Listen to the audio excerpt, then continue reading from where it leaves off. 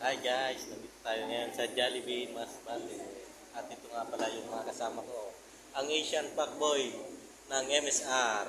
Ayan po siya. At ito naman si... Ano pangalan mo, boy? Norbin. Norbin. Norbin lang malakas. Ayan tayo guys.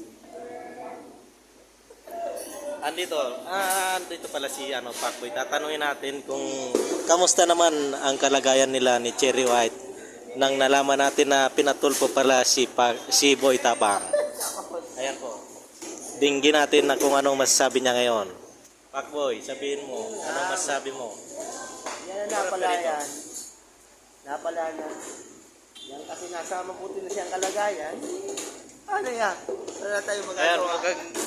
mukhang parang nagluluksa pa rin si Fuckboy. Nakita nyo, parang naglulog siya, pero sa palagay ko, mas okay na din na wala na sila. Sinayang yung, hindi naman natin masabing pangit, pero yun talagang katotohanan. Ano sa palagay nyo, guys? Sapat ba na nagiwalay na sila o kailangan bang magbalikan muli? Ano sa tingin mo, Fuckboy? Kung sakaling babalikan ka ni Cherry White, babalikan mo pa rin ba? Anong masasabi mo? Anong masasabi mo? Kung babalikan ka pa ni Cherry White, ay babalikan mo pa rin ba? Sabihin mo. Sabihin mo. Ayan po.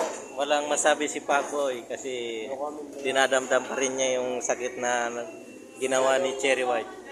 Masyadong malalim ang sugat na binigay niya sa akin. Oh, may yung sinasabi, pero pakiulit. Pakiulit. Di narinig ng Hindi kayang mga gamutin. ka-Fuckboy. Oh. Pag-ibig na makakamot na ito.